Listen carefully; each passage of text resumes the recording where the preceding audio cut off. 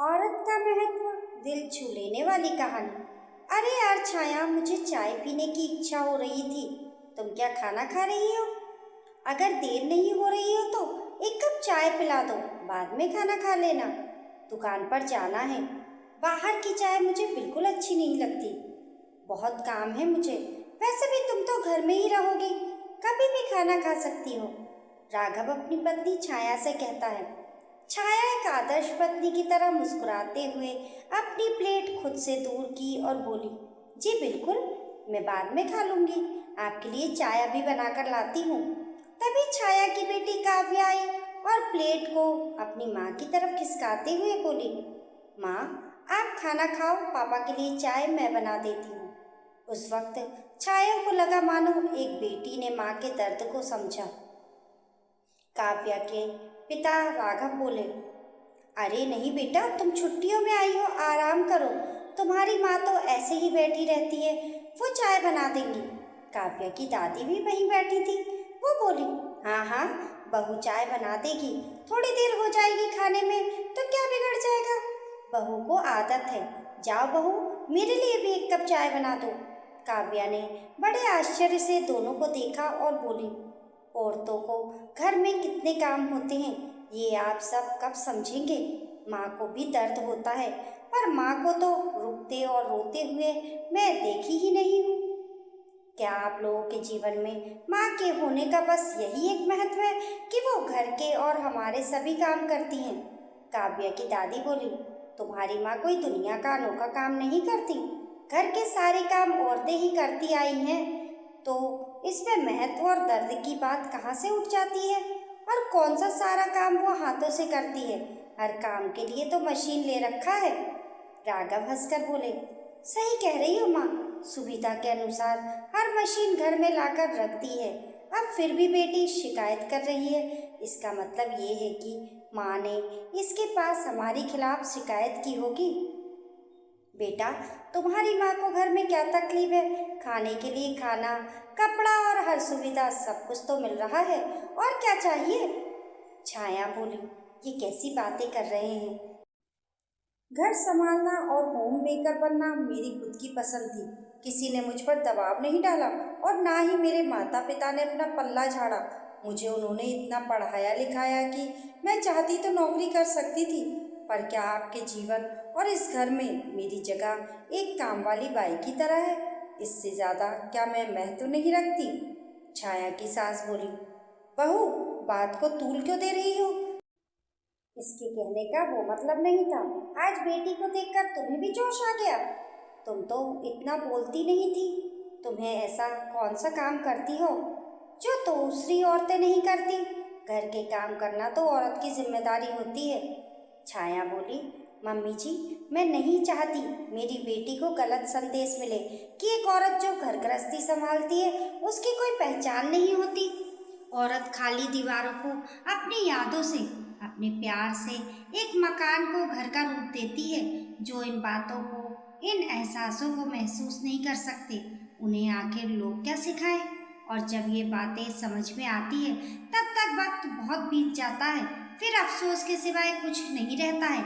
और वो चुपचाप अपना खाकर वहाँ से उठ गई।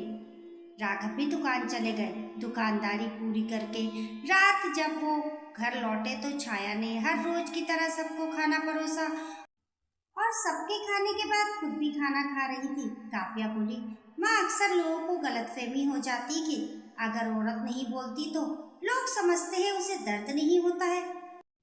अपने लिए भी बोलना सीखो। आप घर संभालती है, कोई गुलामी नहीं करती है।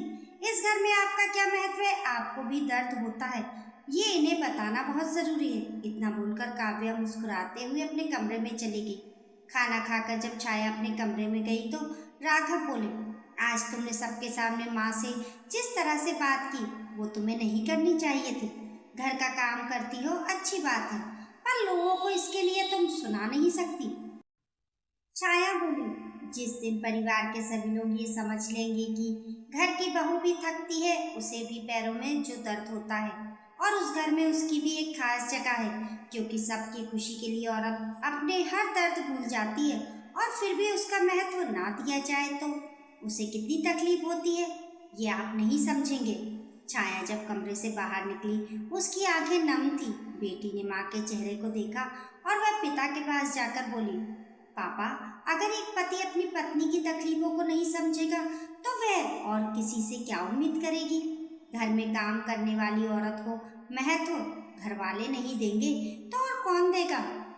राघव बेटी से बोले, बेटा मैंने नहीं बोलता इसको इतने सारे काम करने के लिए।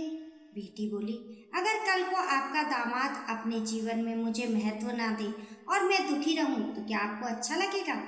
जिस तरह से संसार में वायुदेव अगर अपना काम करना छोड़ दे तो सबकी सांसें रुक जाएंगी। माँ अगर हमारे कामों को प्राथमिकता देना छोड़ दे तो सोचिए हमारी क्या हालत हो जाएगी। इतना बोलकर वहां से चली गई। रात में जब छाया काम करके अपने कमरे में आई और अपने सर को दीवार में टिकाई, राघव धीरे से उसके सर को दबाने लगे। छाया हड़बड़ाकर बोली, जी क्या कर रहे हैं आप? मम्मी जी देखेंगी तो क्या बोलेंगी। राघव बोले, औरत का महत्व घर में क्या होता है ये उसके ना होने पर ही पता चलता है। वे बेवकूफ लोग होते हैं जो अपनी जिंदगी में औरत को महत्व नहीं देते हैं, क्योंकि बिना औरत के तो हर मर्द अधूरा होता है। छाया की आंखों में खुशी के आंसू थे और राघव बड़े प्यार से उसके आंसुओं को पोंछते हुए उसे अपने होने का एहसास दिला रहा था। काव्या को खुशी हुई कि उसके पिता ने अपने जीवन में अपनी पत्नी का महत्व जाना। अब उसकी माँ अकेली नहीं है, उसके आंसुओं को पोंछने वाला उसके पिता का मजबूत कंधा उसके साथ है। काव्या अब निश्चिंत हो गई थी कि उसकी माँ के दर्द को समझने वाला कोई है। कोशिश से ही तो बदलाव आता है। राघव छाया का हमेशा ध्यान रखते थे और अपनी माँ को भी इस बात के लिए समझाते थे कि एक औरत के मान सम्मान के साथ उसके घर में उसके महत्व को भी समझना चाहिए। दोस्तों, एक माँ पत्नी घर के काम अपनी खुशी से हमारे लिए करती है। इस बात के लिए उनका जितना आभार प्रकट करे उतना कम है। घर के प्रति एक औरत के साथ साथ उसके परिवार के सदस्यों की भी जिम्मेदारी होती है कि उसे औरत को घर में मान सम्मान के साथ उसके दर्द को भी समझा जाए। इससे ज़्यादा और कुछ नहीं चाहती वो। दोस्तों, आपकी इस कहानी के बारे में क्या राय है हमें कमेंट करके ज़रूर बताइए। कहानी पसंद आने पर